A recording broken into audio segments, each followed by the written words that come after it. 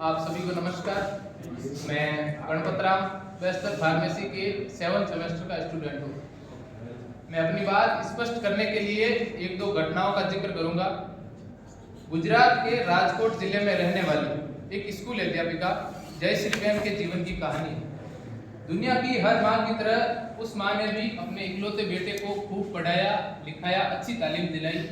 बेटा सफल हुआ, प्रोफेसर बना, डॉक्टर बहू से शादी हो गई, घर में पैसों की कोई कमी नहीं रही, जीवन में सब कुछ ठीक ही चल रहा था। लेकिन बुरे दिन कुछ ऐसे आए कि बूढ़ी माँ को लकवा मार गए, पैरालिसिस हो गई, हाथ पैरों ने काम करना बंद कर दिया। बूढ़ी माँ अब बिस्तर पर पड़े रहने लगी। बीमारी के चलते एक रोज कुछ यूं हुआ, बेटे ने अपनी माँ को सहारा देके खड़ा किया। माँ बड़ी खुश हुई कि मेरा बेटा मेरे बुढ़ापे की लाठी बंध रहा है। बेटा माँ को सीढ़ियों के सहारे धीरे धीरे छत पर ले गया। माँ बड़ी खुश हुई कि मेरा बेटा मुझे धूप दिखाने ले जा रहा है। छत पर जाने के कुछ देर बाद बेटे ने अपनी माँ को गोद में उठा लिया। माँ खुशी से भाव विभोर हो गई कि मेरा बेटा जान गया है कि मुझे सीढ़ियों से चढ़ने उतरने में तकलीफ होती है, वो मेरी कितनी फिक्र करता है, मुझसे कितना प्यार करता है। लेकिन उसके बाद उस बेटे ने जो किया, हाथ उठाकर दुआ कीजिए, दुनिया का कोई भी इंसान वैसा ना करे।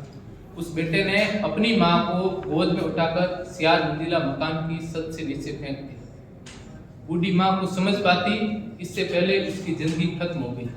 सियार मंजिला मकान की छत से गिरने में कितना समय लगता है? 3-4 सेकंड लगते हो। आस पड़ोस के लोगों को लगा कि माँ की मौत छत से गिरने से हुई, लेकिन सीसीटीवी फुटेज और पुलिस पड़ताल में पता चला कि माँ मरी नहीं थी, प्रोफेसर बेटे ने मारा था। और पुलिस पूछताछ में प्रोफेसर साहब ने कहा कि मैं माँ की बीमारी से तंग आ गया। इल्म की तासीर जब गुरूर में बदली, बुनियाद रिश्तों की महज दस्तूर में बदली, बुजुर्गों को फकत आफत समझ बैठी औलाद आदम की बड़े बेदूर में बदली। 2 महीने की बीमारी से तंग आकर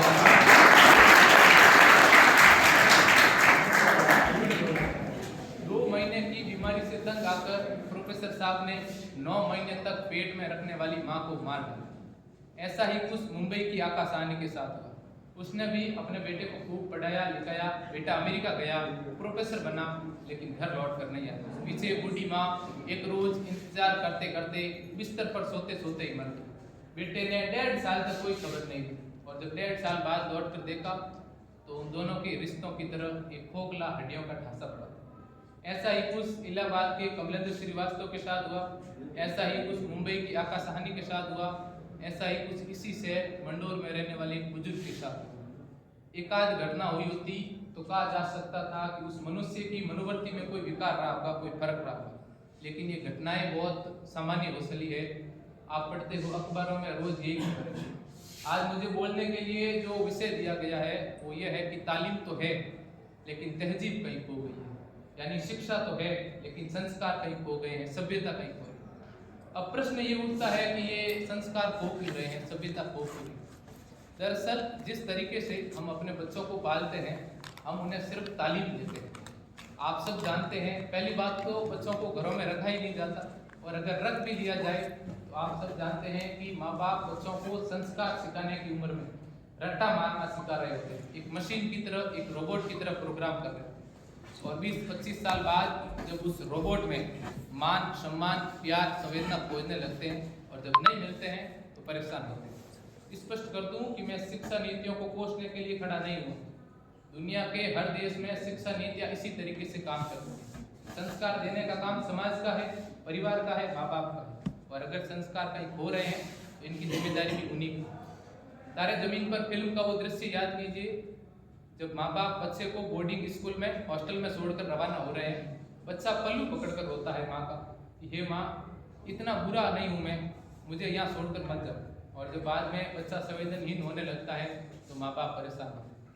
मैं ऐसे अनेक युवकों को जानता हूँ जिनके माँ बाप ने उन्हें बहुत छोटी उम्र में घर से दूर अच्छी तालीम हासिल करने के लिए भेज दिया। हाँ, इस बात में कोई दो राय नहीं कि वो अच्छी तालीम हासिल कर रहे थे, लेकिन एक चीज़ जो मैं कई बार महसूस करता हूँ वो ये है कि उन बच्चों का अपने माँ बाप के साथ रिश्ता उतना सामान्य नहीं हो पाता है जितना सामान्यतः होना चाहिए।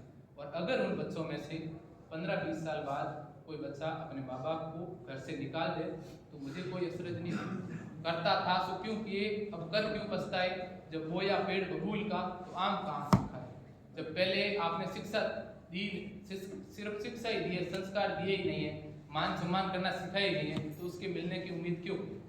खैर, मैंने अपना समय ले लिया है और केवल जाते जाते इतना कहना चाहूँगा कि जयश्री बहन तो सच से नीचे गिरते वक्त कुछ सोच पाई थी या नहीं सोच पाई थी मुझे नहीं मालूम, लेकिन आपके साथ ऐसा हुआ, भगवान ना करे आपके साथ ऐसा हो, तो आप जरूर ये सोचेंगे कि तालीम के साथ तहजीब भी यदि होती तो इस तरह नहीं करना पड़ता।